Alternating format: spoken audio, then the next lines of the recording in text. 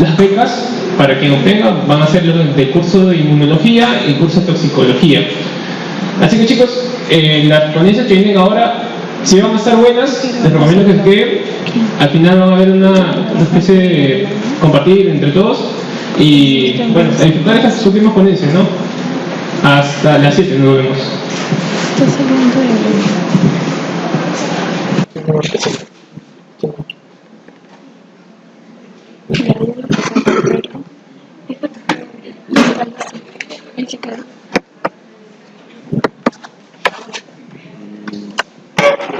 Chicos, buenas tardes. Presentamos al doctor Caballero, quien nos va a dar su ponencia sobre fisiopatología de las emergencias. Fuertes aplausos. Buenas tardes. Agradeciendo la invitación, con mucho gusto, para mi alma mater también. San Marcos vamos a tener el gusto de conversar con ustedes sobre la fisiopatología de las emergencias. O sea, en otras palabras, vamos a hablar de la fisiopatología del paciente clínico.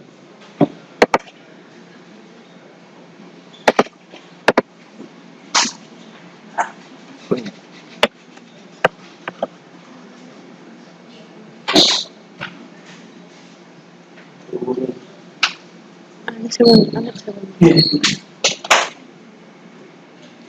Lo primero que tenemos que ver es que nosotros tenemos que, actualmente hablamos de emergencia y urgencia. Ustedes diferencian bien claramente lo que es emergencia. Emergencia es lo que pone en peligro la vida, urgencia y que hay que tratarlo inmediatamente. Urgencia todavía no pone en peligro la vida, pero potencialmente puede llevarnos a una emergencia. Por lo tanto, lo que hay que solucionar inmediatamente es la emergencia. En la urgencia tenemos un poco de tiempo todavía. Muy bien, ante esto, ¿cuál es el paciente crítico? El paciente que tiene una emergencia. ¿De qué nos valemos para llegar a la conclusión de que el paciente está en una emergencia?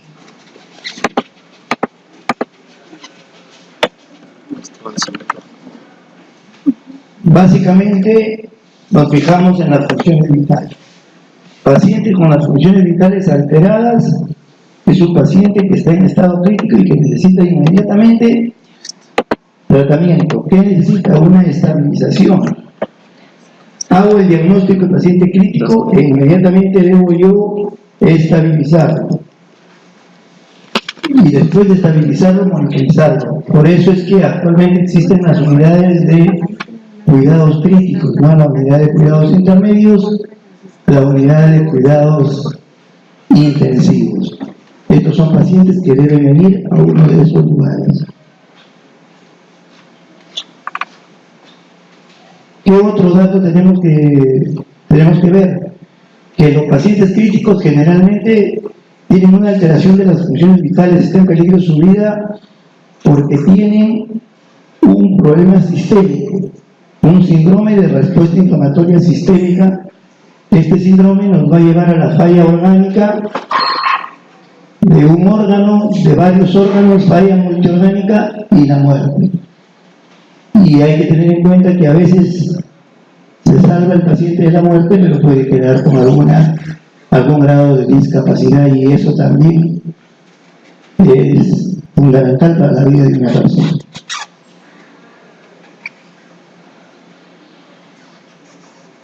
Entonces, ¿qué es lo primero que tenemos que hacer? Es detectar cuál es el paciente que está en estado crítico. ¿Para qué? Para darle inmediatamente reanimación, evitar que haya falla de órganos y evitar la muerte. Muy bien. Pero hay veces que un paciente viene a emergencia nomás. El paciente no viene con una vincha que dice, así como yo, Corazón Alianza, para que los de cristal los agarren a botellazos. Él no viene con una vincha que dice, yo, paciente crítico, ¿no es cierto? Entonces, ¿quién le tiene que poner la vincha? Nosotros. Entonces, lo primero que tenemos que hacer es diagnosticar el paciente en estado crítico. El diagnóstico del paciente no nos importa. Por ejemplo, paciente en shock, es un paciente crítico, está en shock. Sea hipovolémico, sea cardiogénico, sea anafiláctico, pero está en shock. Tenemos que sacarlo del shock. No importa que al final resulte de que ese shock había sido, por decirle, por una sepsis, como podría haber sido por una anafilaxia, como podría haber sido un tromboembolismo pulmonar. Eso pasa a segundo plano. Lo que nosotros tenemos que tratar es el shock, salvarle la vida al paciente y luego ya podríamos llegar al diagnóstico tranquilamente. No, yo me acuerdo mucho cuando éramos estudiantes, había uno de, ¿qué fue el paciente? Un infarto. Ah, yo lo dije, y el paciente se murió. Entonces, ¿a qué nos sirve eso, no? Para decir, ¿qué tuvo el paciente? No sé, pero está en la unidad de cuidados intensivos y está saliendo, va a pasar observación. Y ya después lo voy a ir a ver qué tiene. Eso es mucho mejor que estar pensando de qué se trata el diagnóstico mientras el paciente sigue mal. Hay que sacarlo de la emergencia.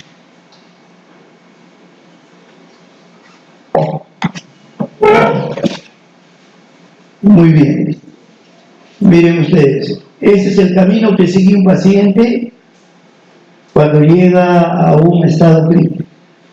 En primer lugar, tiene que haber una injuria, un daño. Ese daño va a ir, lógicamente, a alterar la fisiología del huésped. El huésped altera su fisiología. Entonces, ¿qué cosa es la traducción? La traducción es la manera como el huésped se está dando cuenta de que tiene un daño. Me refiero, por ejemplo, se le metió un microorganismo, le causa un daño al paciente. ¿Cómo el paciente se da cuenta de que tiene un daño? ¿No es cierto? A esa señalización por la cual el paciente se da cuenta de que está siendo agredido, a eso se llama transducción. Es decir, como una lesión se convierte en una señal que el cuerpo la percibe como daño y lógicamente va a producir una respuesta que son cambios fisiológicos, y eso va a tener dos caminos. El primero es el camino esperado, o sea, detener el daño, se adapta el paciente y luego se repara la lesión. Y el otro camino es que el daño no se detenga, el daño avance o empeore, y eso lo lleva a un síndrome de respuesta inflamatoria, a un desequilibrio, y eso lo va a llevar a convertirse en un paciente crítico que puede terminar incluso en el fallecimiento del paciente. El puesto de paciente crítico, sí, porque había otro. Sí, sí.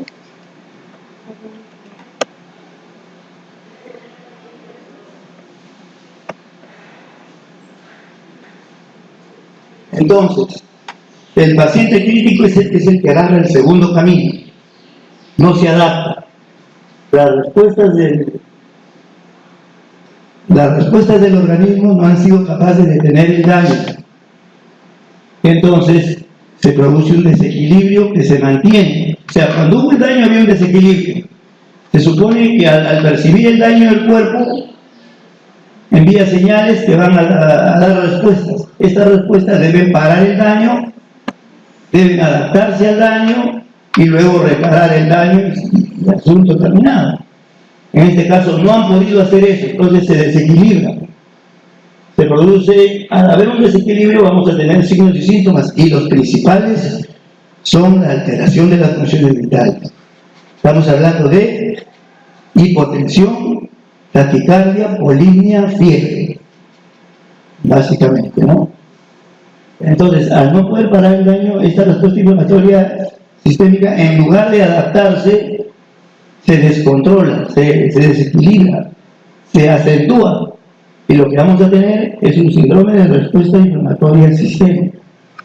Este síndrome de respuesta inflamatoria sistémica, si no lo detenemos, va a llevar a una falla multiorgánica, y esa falla multiorgánica me puede llevar o a la muerte o a tener una discapacidad que puede ser permanente y total, y que me lleva a una calidad de vida realmente deplorable. Muy bien. Entonces conversaremos sobre el primer elemento que entra en acción, que es la injuria. ¿Qué cosa es la injuria? La injuria es el daño producido por quién, por el elemento que está agrediendo al huésped, ¿no?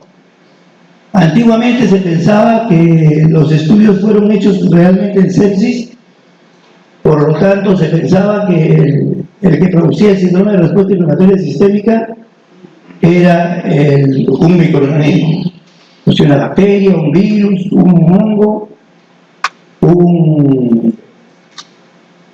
un parásito. Pero se vio que pacientes con pancreatitis, pacientes con hemorragias masivas, pacientes con quemaduras, hacían un síndrome de respuesta inflamatoria sistémica independientemente de la infección. Entonces ahí nos dimos cuenta de que el daño más depende, más que de la injuria, depende de todo eso, del huésped, de la forma como transduce el huésped, o sea, la forma como el huésped percibe el daño. Por ejemplo, aquí les quiero decir, un paciente con un problema autoinmune, estamos hablando, por ejemplo, de una enfermedad de Crohn, una colitis ulcerativa, él tiene una respuesta autoinmune en relación a que percibe que lo están atacando, ¿no? Por ejemplo, una bacteria que está dentro de la flora bacteriana normal, él la percibe como que es una bacteria que lo está atacando. Y él ataca a la bacteria y al atacar a la bacteria destruye las células intestinales y se produce la colitis. Entonces, en este caso el problema no es la flora, sino es la forma como percibe la persona, genéticamente tiene algún trastorno y su sistema inmune responde. Entonces, la injuria es inespecífica, no es, a todos no se les responde de una manera igual, ¿no? Para que un paciente esté crítico, la injuria debe ser, la mayoría de veces es severa, ¿no es cierto?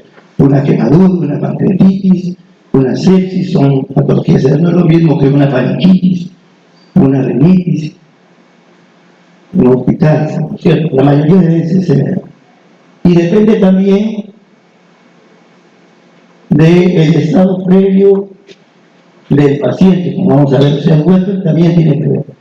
La injuria generalmente es desencadenante. Pero, ¿qué les quiero decir aquí? Los estudios nos han visto de que el paciente, por ejemplo, llega con una infección. Comienza la infección, el paciente responde con una inflamación, se le da antibiótico, los antibióticos funcionan parcialmente y de repente el paciente comienza a ponerse mal. Vamos a ver, el foco infeccioso era urinario, ya no hay foco infeccioso. Y sin embargo el paciente se pone mal. O sea, muchas veces, a pesar que la causa ha sido controlada, el organismo responde de manera anormal. Entonces ahí el problema está en la forma como percibe el daño y cómo responde el organismo, ¿no? Ya no hay la causa, y sin embargo se sigue produciendo una inflamación sistémica que lo puede matar al paciente. Entonces, la injuria es el primer elemento, es lo que produce un daño, un cambio fisiológico. La mayoría de veces nosotros lo consideramos infeccioso o no infeccioso. Es muy importante esta clasificación porque las infecciosas son muy comunes.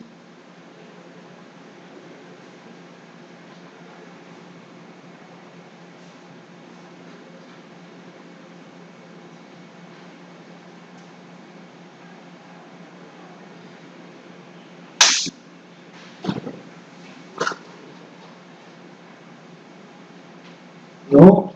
Entonces, el primer elemento hemos visto de que es la injuria. El segundo elemento es el huésped. ¿Qué nos interesa del huésped? De que el huésped tiene muchos elementos, por ejemplo, la edad del huésped, la genética del huésped, el estado de comorbilidad del huésped. Un paciente VIH no es lo mismo que tener un paciente que no lo es. Un paciente con insuficiencia cardíaca. Entonces el huésped generalmente es muy importante porque en él se van a producir los cambios y él es el que va a percibir el daño y va a responder al daño. Hay que tener en cuenta eso.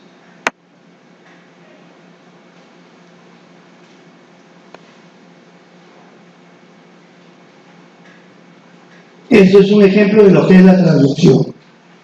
¿Qué cosa es la traducción? La traducción es la manera como el huésped, al tener un daño, ese daño lo convierte en una señal, y esa señal lo que nos va a indicar es que hay un daño y tú tienes que elaborar una respuesta para tratar de parar el daño.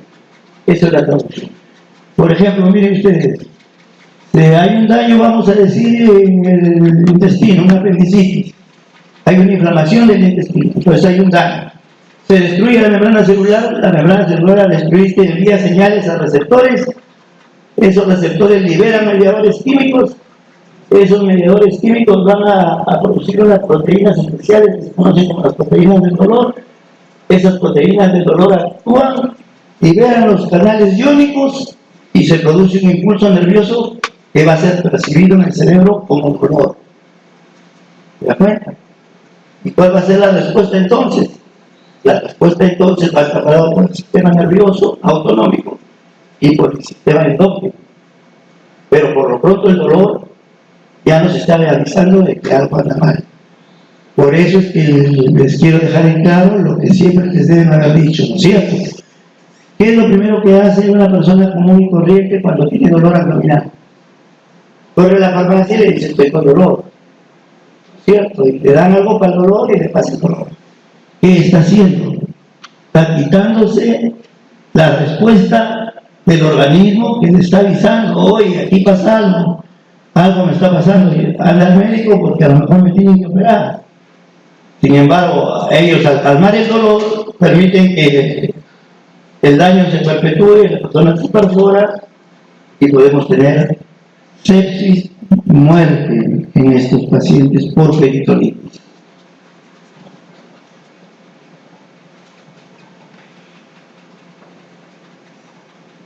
El otro elemento que tenemos que ver, hemos dicho, hay un daño. Ese daño va sobre el huésped. El huésped debe tener conciencia de que hay un daño. Entonces se produce la traducción. Esa traducción me va a dar una respuesta. Pero para que haya una respuesta tiene que haber modulación. ¿Qué cosa es la modulación? La modulación es la manera como el cuadro regula la respuesta del organismo. Por ejemplo, si yo tengo una inflamación de la garganta, ¿cierto? Yo no voy a responder, ¿cierto?, produciendo una hipotensión. Me puede dar fiebre, me puede dar dolor, pero no me puede dar una hipotensión. Diferente que si se me perfora el intestino. Ahí adentro, o sea, la respuesta va de acuerdo a la gravedad de la lesión. Primer punto. Segundo punto, cuando comienza un daño, yo tengo una señal de daño, se produce una inflamación. Entonces, ¿qué tiene que haber? Una respuesta inflamatoria. Pero cuando el daño se está terminando, tiene que haber una respuesta antiinflamatoria. Y el equilibrio entre la respuesta inflamatoria y antiinflamatoria es lo que me va a dar la respuesta adecuada. A eso se llama modulación. O sea, de un daño se produce una inflamación. Si mi respuesta está limitando el daño, tiene que haber una respuesta antiinflamatoria y luego debe haber una respuesta reparadora. Entonces, ¿qué les quiero decir? ¿Cuándo tendremos un paciente crítico? Cuando no hay un equilibrio entre la respuesta agresora y la respuesta defensiva. ¿Por qué razón? Porque el cuerpo reacciona mal, genéticamente está mal determinado, porque la lesión superó a la defensa, ¿cierto? O porque la defensa está limitada. Por ejemplo, un paciente con VIH no tiene defensa. Debería haber defendido, pero no pudo. ¿Ok? ¿Y cuáles son los moduladores entonces? Son de diferentes grupos de células o de sustancias producidas por estas células que me llevan a que debe haber un equilibrio entre la agresión y la defensa para poder llegar a un estado de adaptación, limitación del daño, recuperación y luego reparación. Cuando no se produce eso, ¿qué voy a tener? Voy a tener un síndrome de respuesta inflamatoria sistémica, falla de órganos y lógicamente paciente crítico.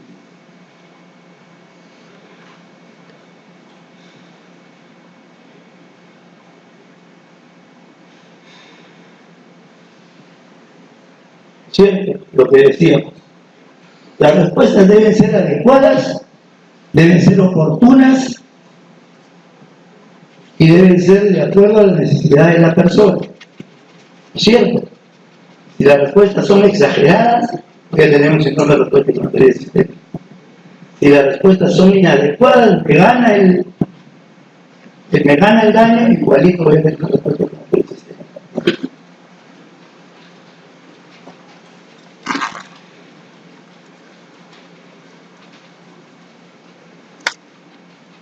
¿Quién da la respuesta? Los efectores.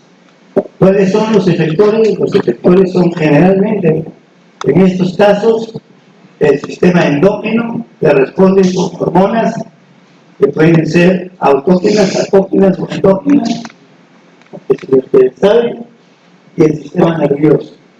¿Qué sistema nervioso generalmente? El sistema nervioso autógeno, generalmente.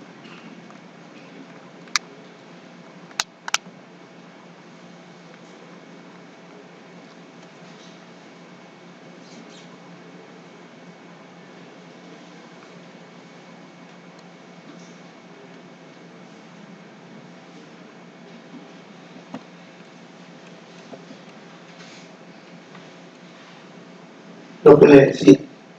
Cuando tenemos un paciente con un síndrome de respuesta inflamatoria sistémica, cuando la respuesta falla. ¿Y cuándo falla la respuesta?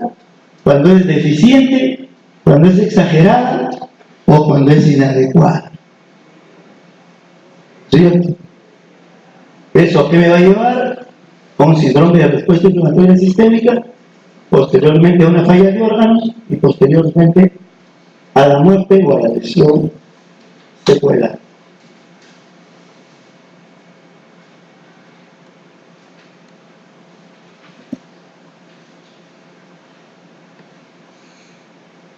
Lo mismo.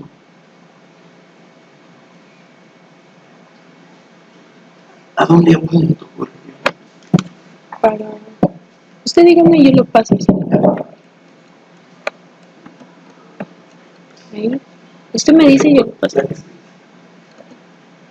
Bien, entonces habíamos dicho que los efectores básicamente son los que van a dar. ¿Cierto? La que sigue. ¿Cuáles son los efectores? El sistema endógeno, ¿no es cierto?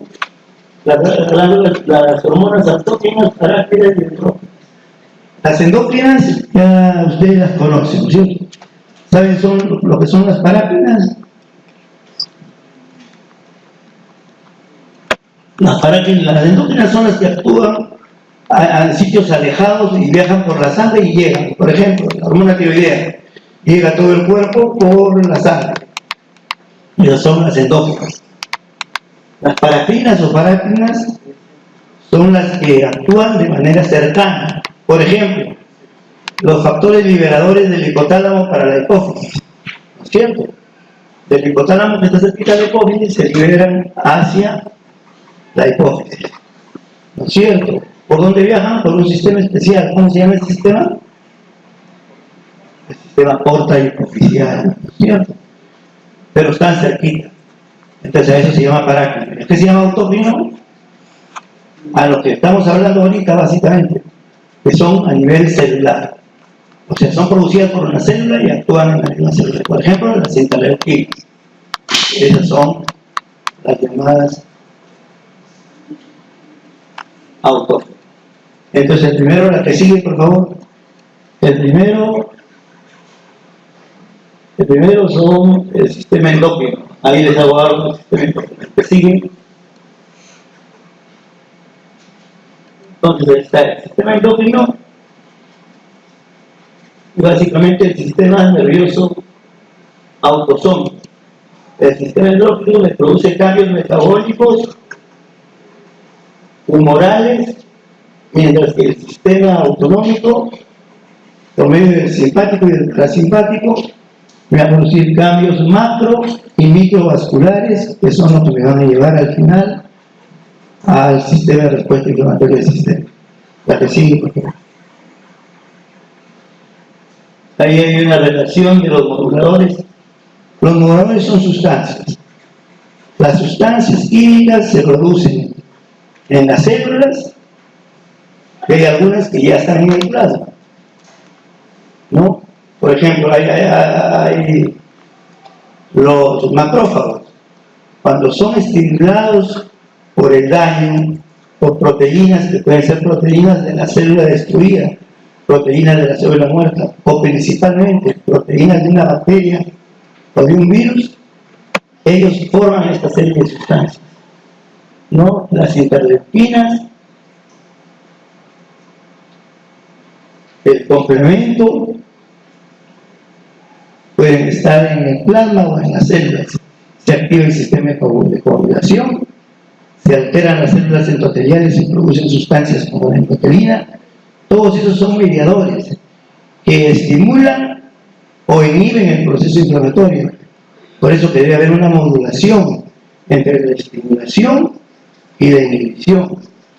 Entonces, estos mediadores son liberados en respuestas, como le digo, a proteínas de las bacterias, de los virus, proteínas de la célula dañada o proteínas de la célula muerta. La que sigue, por favor. Lo mismo, la que sigue. Bueno, les pido disculpas porque esta no es la original realmente. Esta es una parte de la clase que hice el año pasado. La que sigue. Sigue.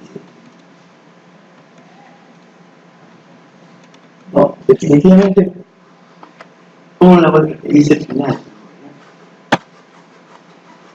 Esta no es. Puedes cambiarlo. Bueno, continuamos. Entonces, los efectores son básicamente el sistema endocrino y el sistema autónomo. Lo normal sería, fíjense ustedes, lo normal sería de que el organismo responda deteniendo el daño y luego de que se detiene el daño se hace la reparación de lo dañado. Pero sería lo normal, y ahí quedaríamos, se acabaría. Pero lo que sucede en el paciente crítico es que esto no para, sigue, o se incrementa o no termina, y eso va a llevar a que se produzca un segundo estado de inflamación, que se conoce como el segundo golpe. Sí, usted me dice hasta dónde lo conoce.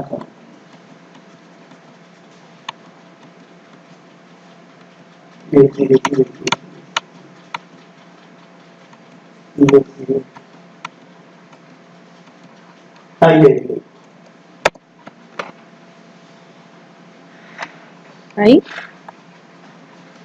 Sigue. Sigue.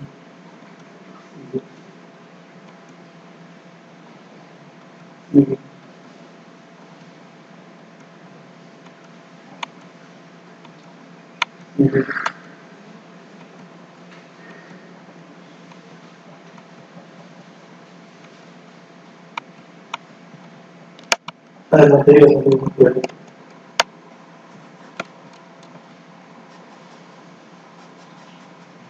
¿Esa?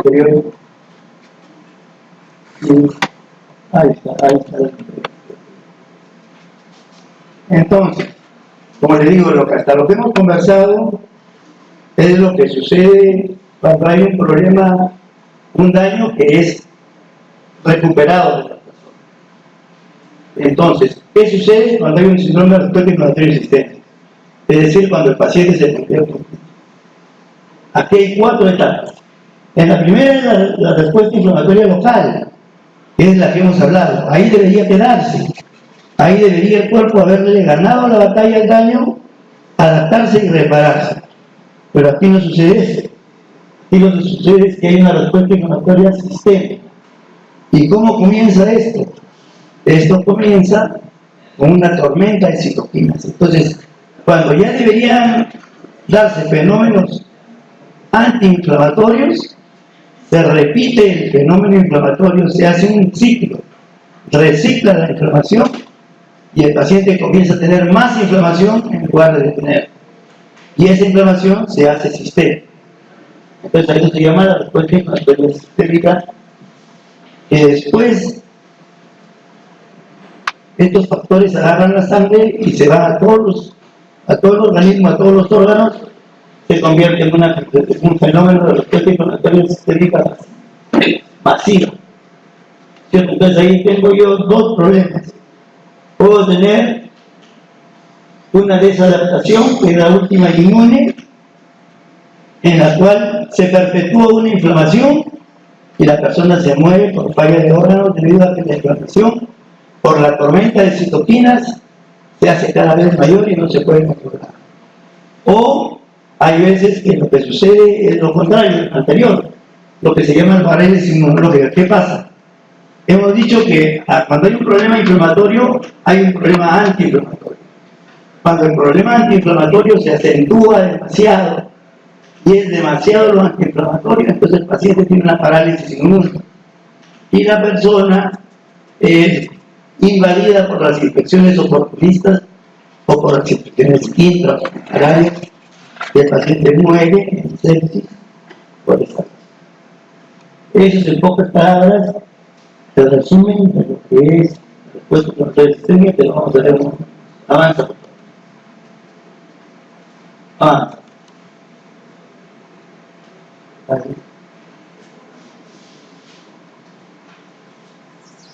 Hay otro. No se olviden que desde hace tiempo la participación del endotelio se ha descubierto que es esencial.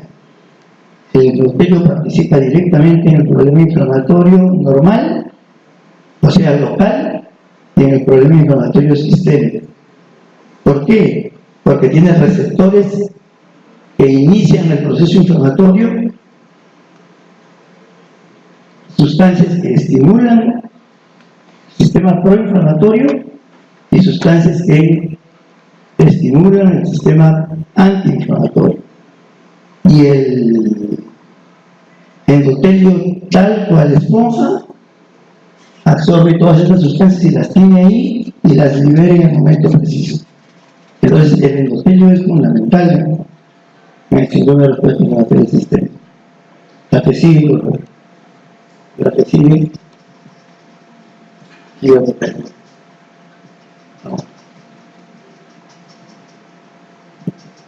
Esta es una lista de los mediadores químicos que intervienen básicamente en la antiinflamación. Que siguen los colores. Entonces, fíjense ustedes, esto es otra de las cosas que les decía. Se ha estudiado de que el daño a veces está controlado. Por ejemplo, la pancreatitis. Tenemos un paciente que tiene pancreatitis, se controló la pancreatitis, el páncreas está tranquilo. ¿Ya? Pero sin embargo, la inflamación sistémica continúa. Lo que nos dice que no solamente es la pancreatitis, existe algo más. ¿Qué sigue? Seguimos. Ahí están los primeros que fueron los proinflamatorios, ahí les estoy poniendo los antiinflamatorios. La que sigue.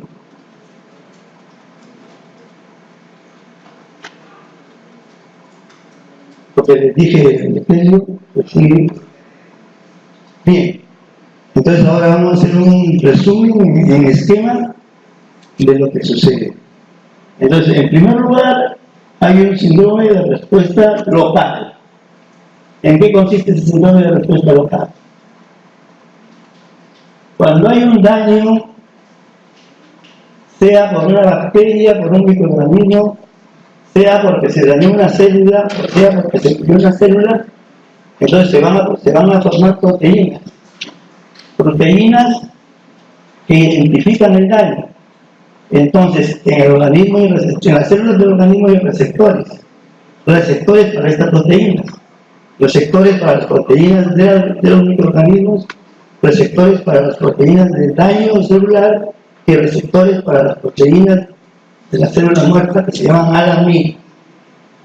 Estas proteínas, ¿qué van a hacer? En primer lugar, van a iniciar una señalización, va a haber una traducción para percibir el daño. El segundo dato que se presenta aquí va a ser la oxidación y la fagocitosis. Y en tercer lugar, la liberación de las sustancias vasoactivas. Entonces, ese es el primer paso en una inflamación local. Que se reconozcan las proteínas extrañas, los receptores las perciben e inician ¿qué cosa? La primera línea de defensa. ¿Será inmunidad innata o adquirida? Innata, ¿no es cierto? La fagocitosis es innata.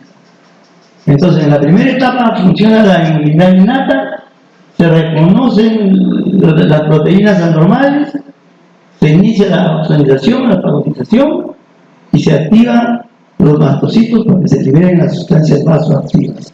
Primera etapa. La que sigue. Segunda etapa, miren ustedes. Hay receptores que se llaman los receptores de reconocimiento de proteínas, los PRR. Esos son los receptores que reconocen a las proteínas anormales. ¿Cuáles son esas proteínas anormales? Proteínas de los microorganismos, proteínas de la célula dañada y proteínas de la célula muerta, que se llaman alaminas. Eso, la unión del receptor con la proteína es lo que me va a iniciar la señalización o la cascada de la inflamación. La que sigue. Estamos en la inmunidad innata. ¿Qué va a hacer? Se va a activar la liberación de sustancias como la histamina, ¿ok? Y aquí podemos agarrar varios caminos. La histamina es un potente vasodilatador, ¿no es cierto? Podemos agarrar la ruta del ácido araquidónico, que van a terminar en tres elementos: el factor activador de las plaquetas, en los leucotrienos y en las prostaglandinas.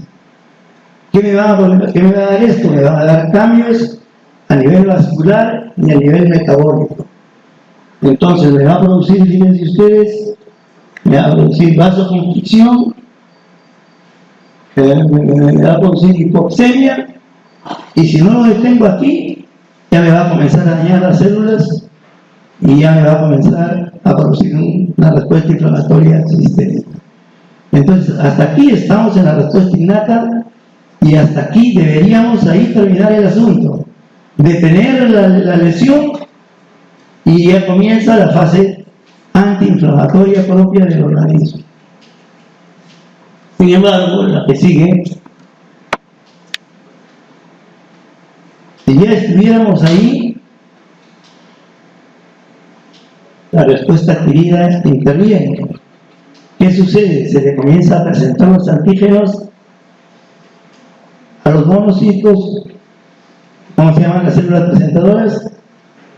Las células dendríticas presentan a los monocitos, los activan y los monocitos terminan de eliminar al daño y comienza la reparación. Estamos hacia el lado izquierdo de ustedes. Reparación o adaptación. ¿Cierto? Esto debería ser. Ahí debería quedar el asunto. ¿Qué pasa en un síndrome de respuesta a inflamación sistémica? No se para la inflamación.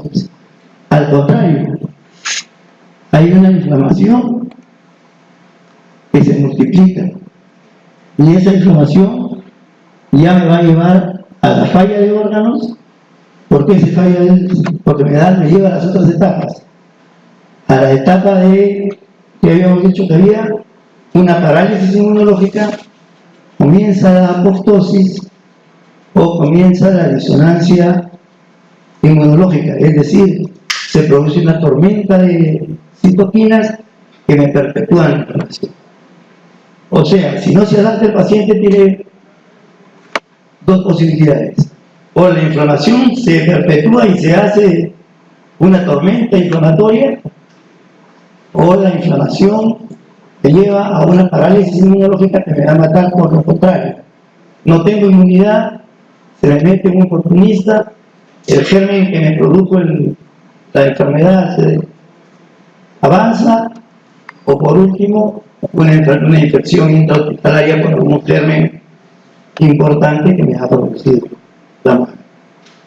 A esto se conoce como segundo. O sea, la síndrome de respuesta inflamatoria sistémica se produce cuando hay el segundo golpe inmunológico. Se libera una cantidad inadecuada de citoquinas que me van a llevar a que le van a ganar a la respuesta antiinflamatoria. O al haber esta liberación de citoquinas, el organismo responde de una manera inadecuada y forma demasiados elementos antiinflamatorios que paralizan el sistema inmune y me predispone a que muera por una infección severa. La que sigue, por favor. Entonces, ¿aquí qué me quiere decir? Que va a haber lo que les dije, ¿no? Una tormenta de citoquinas que me va a llevar a la apoptosis, a la parálisis inmunológica o a la disonancia inmunológica, que es cuando la inflamación se hace exagerada y no se puede contener. La que sigue, por favor. ¿Qué pasa en la microcirculación? ¿Por qué se produce la falla de órganos? Esta tormenta de citoquinas, estos factores liberados me van a producir en la microcirculación una vasoconstricción, me van a producir una alteración en la coagulación, de tal manera que se me van a formar microtrombos que me van a llevar a la isquemia y a la muerte. Para la formación de microtrombos, ¿qué consumo? Factores de coagulación y plaquetas. Entonces lo siguiente es una coagulación intravascular diseminada, la que sigue. Coagulación intravascular diseminada, la que sigue, por favor. Y eso me va a llevar a la falla de órganos. La falla de órganos, ¿a qué nos referimos? Mira, si yo te doy un nefrotóxico, te voy a llevar insuficiencia renal. Esa es una falla de órgano. Pero esa es una falla de órgano primaria. O sea, te di algo que te dañó tu riñón y te lo dañé, porque es tóxico para tu riñón. La que sigue, por favor. El síndrome de disfunción orgánica secundaria no es eso, es cuando un problema sistémico, llamémosle hipovolemia, sepsis, anafilaxia, que produce una falla de órganos, no directamente al riñón, sino a todos los órganos, y dentro de ellos está incluido el riñón. A eso es lo que nos referimos que sucede en un síndrome de respuesta inflamatoria sistémica. La que sigue.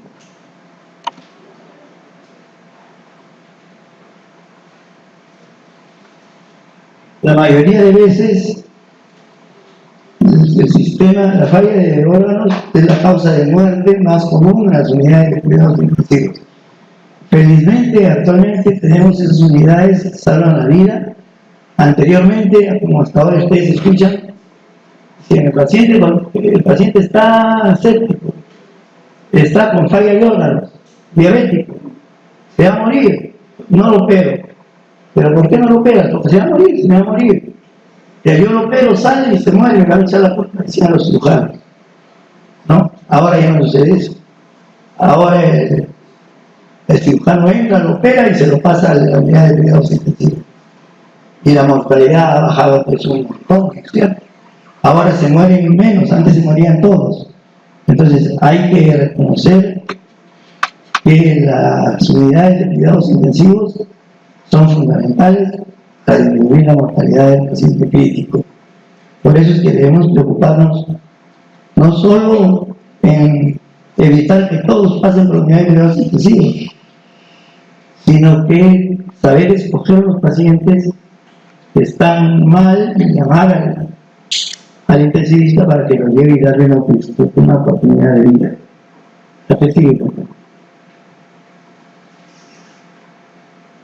Factores de riesgo, ¿no? No, esa es la manera como nosotros nos damos cuenta que un paciente está con disfunción de un órgano. Por ejemplo, para ver cómo está la disfunción respiratoria, ahí a la derecha figura la disfunción. Para ver cómo está la disfunción renal, ahí está escrita para la disfunción. O sea, un paciente que viene, por ejemplo, con falla en la coagulación, tengo que verle la alteración del tiempo de trombina, del TPT, la disminución de las plaquetas. Esos son los cuadros que utilizamos para poder llegar al diagnóstico de que está con falla de algún órgano. Factores de riesgo, como les decía, los factores de riesgo son la edad del paciente, en primer lugar, la genética del paciente, o sea, si el paciente tiene alguna enfermedad genética, las comorbilidades del paciente, insuficiencia renal, insuficiencia hepática, insuficiencia cardíaca, y ahí hay una lista de los más comunes, la que sigue. La inmunosupresión, la desnutrición, la que sigue. Las causas igual, ¿no? Para que ustedes que una de las causas más comunes son las quemaduras, las hemorragias, las infecciones, son causas muy comunes de pacientes. Pero hay una lista de los que, todo lo que pudieran tener. La que sigue, por favor.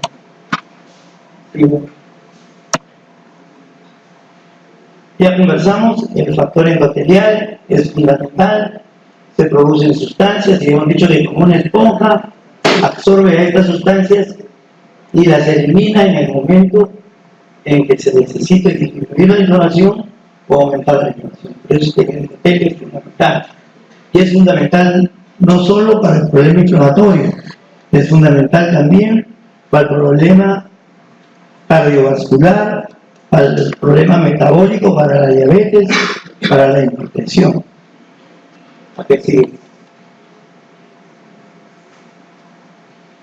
No se olviden que el complemento es una serie de sustancias que actúan iniciando la inflamación, controlando la inflamación, y mucho cuidado que el complemento también interviene en la coagulación y por lo tanto interviene en la trombosis y en la disfunción de órganos. ¿A qué sigue? El proceso de adaptación inmune, ¿qué significa? Significa que debe haber un equilibrio entre la parte inflamatoria y antiinflamatoria. Cuando gana la parte inflamatoria, entonces podemos tener un síndrome de respuesta inflamatoria exagerado que puede llevar a la muerte. Cuando gana la parte antiinflamatoria, lo que puede tener es una parálisis inmunológica y el paciente va a morirse, pero de una infección que generalmente es intrahospitalaria o oportunista. Por lo tanto, debe haber un proceso de adaptación que sigue.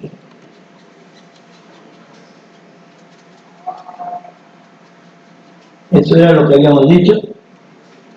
Si es que el síndrome de respuesta inflamatoria se puede presentar de tres maneras. Hemos dicho, primero, de que hay una tormenta de citoquinas, lo que me va a perpetuar la inflamación y la inflamación me va a ganar y me puede matar. En segundo lugar, que aumente la apoptosis. ¿Saben lo que es apoptosis, no es cierto? Es la muerte programada, ¿cierto? En este caso, lo que se va a producir es una muerte adelantada. ¿Ok? O sea, una tormenta citoquina con una inflamación masiva, una parálisis inmunológica y una apoptosis o muerte adelantada. Por eso es que se mueren las personas. La que sigue. Aquí, la famosa CARS, la inmunoparálisis. Eso es lo que yo les decía. En este caso, lo que sucede es que los fenómenos antiinflamatorios superan a los antiinflamatorios, pero a tal punto de que paraliza el sistema inmune y las personas mueren por infección. La que sigue. La apoptosis es la muerte adelantada. En esto lo único que quiero que ustedes recuerden es que en este caso se activan unas sustancias que se llaman caspasas. Las caspasas son las que propugnan la apoptosis, o sea, la muerte adelantada. Esas son estimuladas en estos casos y por eso es que se produce la muerte adelantada. La que sigue son las caspasas. ¿Sigue? ¿Por qué se produce la muerte adelantada? Porque la falta de oxígeno, la deuda de oxígeno que tiene el organismo ante el shock va a llevar a la destrucción de los mitocondrios de las células. Y por esa razón es que se produce la muerte adelantada. La que sigue, por favor. Como ustedes se dan cuenta, hay etapas en el síndrome de respuesta inflamatoria sistémica y en la primera etapa no pasa nada, el paciente viene aparentemente descompensado, pero no hay una evidencia de que se va a morir. Ahí es donde debemos hacer el diagnóstico. Antes que, cuando el paciente viene en shock, ya la probabilidad de salvarlo ha disminuido en un 50%. Por eso, pero ¿cómo me voy a dar cuenta? ¿Cómo me voy a dar cuenta que un paciente es crítico si todavía las funciones vitales las tiene estables? Bueno, imagínate, un paciente que viene con un pie diabético que está necrosado, es un diabético y es un anciano, pues es anciano, diabético, pie podrido, ¿no? ¿Qué voy a esperar? Que ahorita comienza la falla muy violenta. Lo peor es que tienes que operar a ese paciente. Entonces a ese paciente hay que entrar a operarlo inmediatamente, amputarle el pie de una vez, ¿se da cuenta? De esa manera vamos a lograr. Y a ese paciente hay que monitorizarlo, lo echan en una camilla y lo dejan ahí. A veces se olvidan de él. A ese paciente hay que monitorizarlo, la frecuencia cardíaca, el volumen urinario. ¿Cuánto está urinando? Cuando comienza a bajar el volumen urinario, entonces ya son datos que hemos... En una tercera etapa ya viene la falla de las funciones vitales. En la próxima etapa ya hay falla de órganos, ya no orina el paciente, comienza a tener dificultad respiratoria, se pone amarillo, hace un hígado de shock, ¿no? Y al final ya pues no nos vamos a encontrar, va a ser irreversible y no nos vamos a encontrar más que con la muerte o con la incapacidad civil. ¿Qué sigue? ¿Cómo evitar que el paciente llegue? Diagnóstico primero, evitando de que se lesione. O sea, si es un diabético, debemos acostumbrar a nuestros pacientes diabéticos a que se controlen, a que tengan el azúcar y la hemoglobina glicosilada controlada. Bueno, si ya pasó, viene descompensado, haciendo un diagnóstico rápido del paciente crítico o paciente que pueda tener condiciones para ser crítico, monitorizando al paciente. Luego una reanimación rápida, pasarlo a una unidad de cuidados intensivos antes de que haya falla de órgano. ¿Cierto? Para eso está la unidad de cuidados intensivos. Por eso ustedes van a ver que muchas veces, mira, no se lo quiere llevar a la unidad de cuidados intensivos. No es que no se lo quiere llevar, sino que ya pasó, ya está en la etapa irreversible. En la etapa irreversible, ¿ya para qué me lo llevo? Para quitarle una cama a una persona. Entonces, lo que les recomiendo es reconocer rápido al paciente crítico, monitorizarlo. Entonces, ¿pero cómo lo voy a monitorizar si en mi pabellón no tengo ni monitor? No, toma la presión, toma el pulso, toma la frecuencia, tómale tú. Lo que hacen es mirar lo que puso la enfermera. Y la enfermera jala la flecha desde hace 5 días, pone la misma presión. Entonces hay que tener cuidado con eso. llamar a la unidad de cuidados intensivos en el momento preciso, tener en cuenta, sobre todo, que si es una persona joven o un anciano que tiene posibilidades de recuperarse, hay que llamarlo tempranamente. Y lo más importante es tener la conciencia de que es una vida con la que estamos trabajando y para eso hemos sido llamados, para salvar vidas, no para obtener notas. Veo mucha preocupación de los alumnos actualmente en su nota y eso no es lo que importa. Lo que importa es cuánto aprendo para salvar vidas. ¿A qué sigue, por favor? Muchas gracias.